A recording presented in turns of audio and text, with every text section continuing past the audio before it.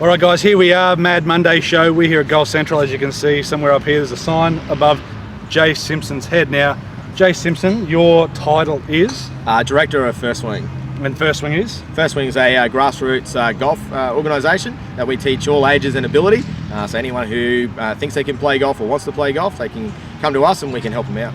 And not just juniors, we've got everybody coming. Yeah, we've got 7 different programs ranging from kindergarten programs, so kids of the age of 3, through to swinging seniors programs to the people of age of 93.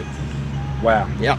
It's probably got to be the only program, especially here in Australia, to do that. Yeah, I believe so. I don't think there's too many more out there. Obviously, we do some inclusive stuff as well. So we've got the disability sector as well. Just recently, I was becoming a national disability coach. So I'm one of 3 in Queensland that are a national disability coach. So yeah, we look after the disability sector as well now. So special schools, and we're working with people like Livestream, yeah, just all different ranges of disability organisations. Absolutely, no, that's fantastic. So yeah, we're here at Golf Central, guys. We're basically, Softy's not here today. Softy's sick, so I don't know what he's done to himself, but he's got the man flu. He's got the man flu. Right. So we've had actually a little bit of an interview with Jay, or a little bit of a chat to what can we do to help First Swing or even promote the game of golf a little bit more. So Stay tuned for some content that we might have coming. But basically, we're here to have a chat about Coolangatta Tweed West Course, which you would have just seen. Yep, just saying. How was it, Richard? I know you had a win and it's your birthday and all, so. Wow, they let me win. Look, the course was fantastic. It was in great nick. The greens will be changing. Yeah, correct. So that'll be interesting. Like to go back there after they do that, because they play the different greens. But bent grass at the moment, they're changing it to TIFF. You've I didn't know that. So Didn't know that at all. They're changing it to TIFF. So very soon, isn't it? Pretty soon. Craig Smith, if you're watching, comment. But but thanks very much, Craig. Thank you, Had Craig. a great time. It's very soon. Yeah, very soon. So I can't remember. I think he's saying to come back in about October. I think so. So I'd love to get down be there and have another look at them once they've got them done.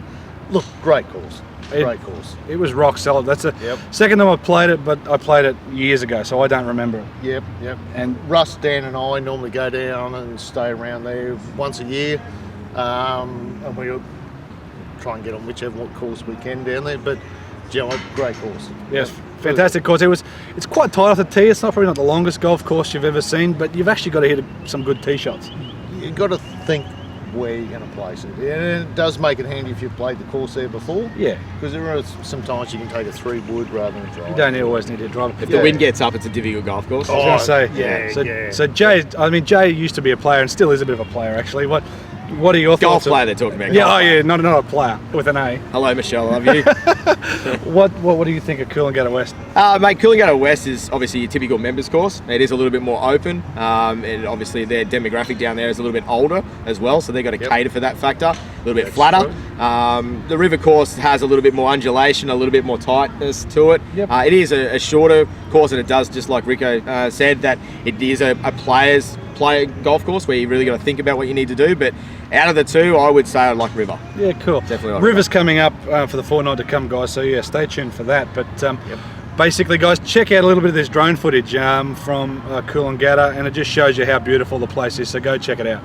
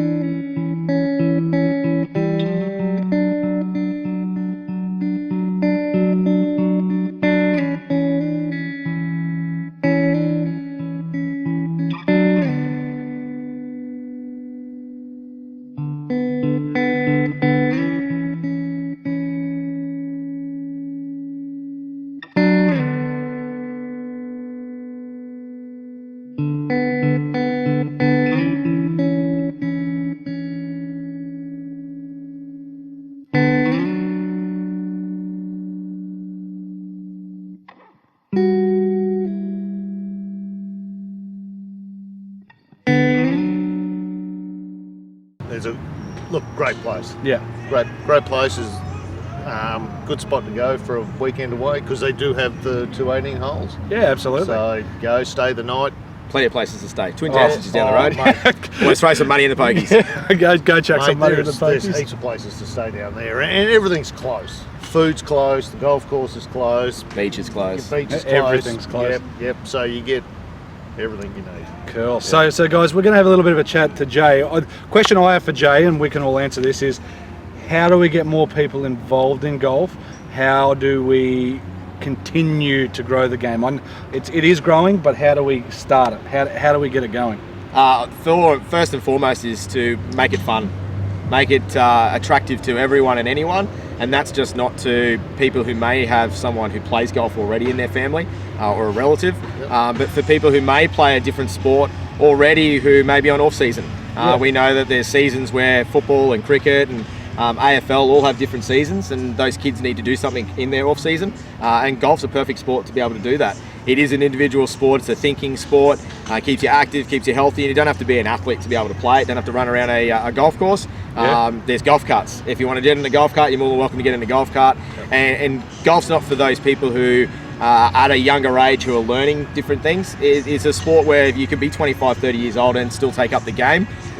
There is golf pros everywhere around that could give you a lesson and give you some pointers. There's a lot more golf courses that are becoming a little bit more open to social players on a regular basis now, not just on a one day or an off chance. So which is a good thing, and those types of things that build the industry. I suppose what we have as golf professionals is that we need to be a little bit more transparent when it comes to the industry and open the doors up. Stop putting fees up, making it inaccessible for everyone and anyone to play besides the rich man who obviously portray what our game is all about, being a rich man's game. It probably used to be elitist and a lot more expensive, and yes, it's not the cheapest, but guess what? If you're keeping a set of clubs for 10 years, it's not really that expensive, is it? And I think that in years to come too, they need to look at different ways of playing the game too. Yes, 18 holes is always going to be the championship style, but we need to open it up just like they do with cricket when it comes to 2020. People don't want to go to cricket and sit there all day and watching someone bunch a ball around. They want to see people flog that ball. They want to see it go for 6s and 4s, where golf, we want to see people play 3, 6, 9 holes. Well, I did have one question about Olympics. Oh yeah, golf in the Olympics. The only thing I'd say golf in the Olympics. I would love to have seen maybe some sort of teams event where the women play with the men. I think it was a good opportunity to bring some men and women's golf together. Paired off. I mean, Jason Day and Minjie Lee. Right? Imagine them teamed off against Danny Lee and Olivia Coe. Yeah. Do you know, that would be fantastic, and it would give the girls a bit more of a high profile. You know, I don't know, something different. To me, it's just going to be another golf tournament. And there's plenty of golf tournaments as there is. They had an opportunity to do something different at the Olympics. And like I said, some sort of teams event I think would have been fantastic with the men and the ladies. I don't know. Of course, Jay? I'm not a great fan of it. No, I think being personally rather amateurs there. Personally, as a golf professional, if your career aspect was to be a gold medalist at the Olympics, when I started playing golf wasn't even thought about being in the Olympics, so it wasn't a gold medal was an option for me. I wanted to be in the Masters or US Open. The 4 majors for me are the Olympics. Correct. There's 4 tournaments which are your Olympics. That's our pinnacle. I think that if golf was to be in the Olympics, it is an opportunity for the elite amateurs to step up and be like a professional golfer for that one tournament. And it could be a possible stepping stone for them to, if they win a gold medal, they can turn pro. And that's one thing. If it wasn't going to go amateurs, I felt that it needed to be some sort of a team event where we had men and women. But in saying that too, golf is just in general has got enough large elite tournaments out there that we don't need one more. Correct. Every week on the PGA Tour is pretty and so is tennis. And I think there's a couple of sports in there like basketball, tennis, golf.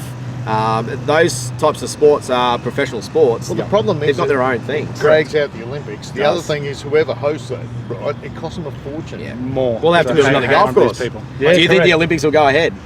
It will be very interesting to see. I'm going to say nay. Ooh. I don't think it will. When was the last time the Olympics won't go ahead? There's a lot of people talking about the Zika virus, Well, tournament. Well, you think about it, most of those athletes that go along to the Olympics are of, especially the ladies, are childbearing age that are thinking that they want to be having a family sometime soon. Because they're athletes, and they if don't they want to do do it catch Zika, it's deadly. Yeah. So I'm going to say that I think the world sporting bodies have got a lot to think about. It's not just about the games, it's about the welfare of their players. And for some reason today is a lot more about welfare of players, even in rugby league and in golf in general, that a lot more is being talked about in the player welfare than it actually is of their sport itself. Absolutely. So I think I'm going to say no. Controversial, but probably very close to right, if not. Yeah, interesting. Cool. Coolangatta. River course coming up. Fortnight to come.